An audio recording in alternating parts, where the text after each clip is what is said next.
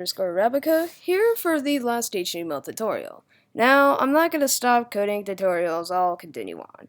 It's just HTML is pretty easy to cover. So, the first thing we're going to talk about is attributes, or that could be the whole episode. Who knows? We're going to talk about these attributes up here. They can be set to different values, blah blah blah. So, essentially, an attribute is an attribute type, then its value, like that. So this attribute type is called a line, and it can have three values: left, which I'll show here, right, or center. This aligns the text. The next identifiers are going to be important later on in the series. ID identifies the element that the specified element. You give it an ID and then a name, and that ID only belongs to this specific element. This is useful later on in my CSS tutorials, and even JS. There will be no observable effects because we haven't applied it into CSS or HTML. Now let's say you want multiple elements to be assigned to it. Well, we could do it with class. Still no effects, but multiple elements can be assigned to it. So, like in this example, make sure to put breaks. It still will show up. Why is it like this? There we go. If you call a class in CSS, it will call all of these elements. Now back to our text. I have a pretty runny I have mucus in my throat. If you don't know, I have allergies. Now, last but not least is title. Title, hopefully it works, is like a little pop-up for the element. So, I'll go ahead and save it. We hover over it, you get text, and it fades away. And just to confirm this, we can make the title text different than the paragraph text.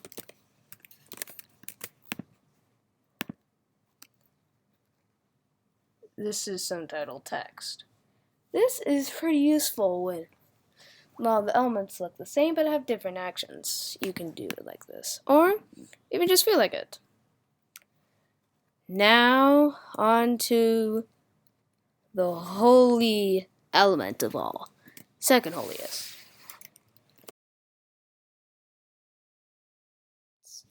Inputs are basically all these. They have a value, and placeholders, well, certain things do. They're all special, so I gave you a little bit of time to study this. So, there are tons, and I can't even remember them all. So, that's why I just grabbed it off here. Sorry. Well, not really sorry, because really it's for everybody. Anyways, you have a checklist or a checkbox. You have this radio, a slider, and pretty much every single thing here has been made. I made a couple of changes. Well, okay, I made like a lot of changes. Like, I copied the inputs, but I made the breaks, placeholders, values, blah blah blah. This could be useful for many, many, many things. And yes, these still have this support the same attributes that the paragraph, bold, everything else does. Oh, and I almost forgot to tell you guys. I totally missed a lot of tags. So mark tag.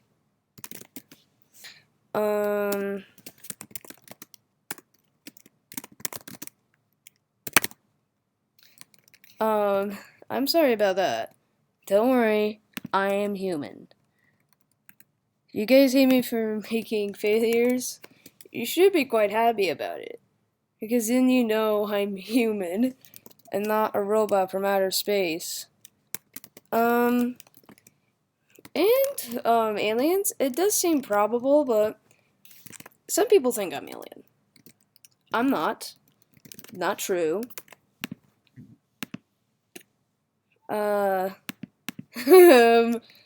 Sorry for the, not sorry for the irony. Anyways, we know this. This is a mark tag. It's basically a highlight. And these all can have the same tag. So this is a small tag, this is an underline tag. This is all the tags. If I miss any more tags, maybe not. I'll put in the description. Make sure you watch like literally every single one of my videos to stay up to date with what I'm saying. I hope you guys learned some stuff. The last element is called the canvas element. Canvas width is equal to something. Height is also equal to something. And it can also have the attributes I talked about. And it ended up with /canvas. Ooh, I should put that with the other elements. That'd be cool. You won't actually see anything.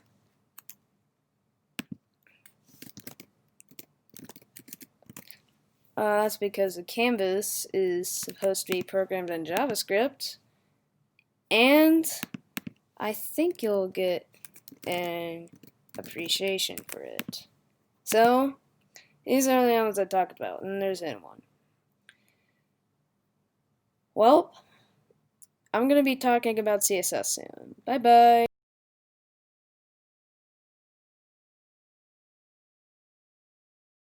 We are actually going to make the username and password. So, of course, as before, we're going to need to delete all that crap. Now, this is the size I like for the header tag. I like H2. H2 is pretty cool. A-okay. For its purpose. Please enter your username and password. For the H2. Then I'm gonna have an input type equal to text. And its placeholder is username.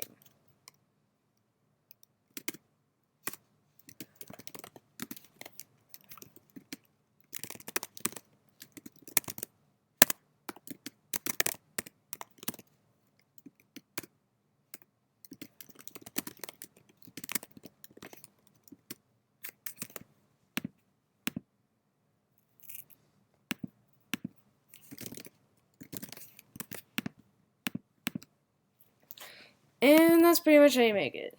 I used double breaks on the example, but the single breaks works too. That's how you make it. So an H2 tag is a slightly smaller tag than the H1, and it says please enter your username and password.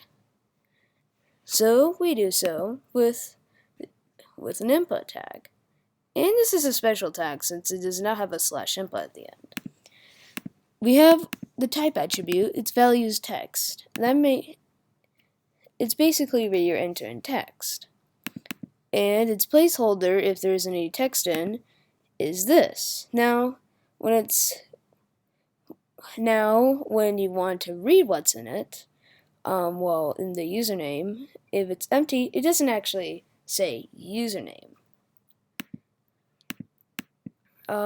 Same goes for the password element. The password element is just like the text element, except every character you enter is represented as a dot.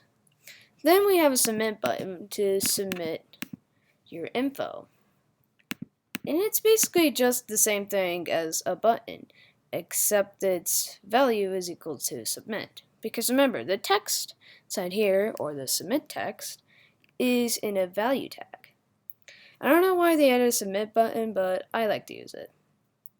Now for your challenge, I want you to add something to this. I want you to add a little telephone thingy. And maybe put this in a table element. That would be pretty cool. If you do, you win absolutely nothing.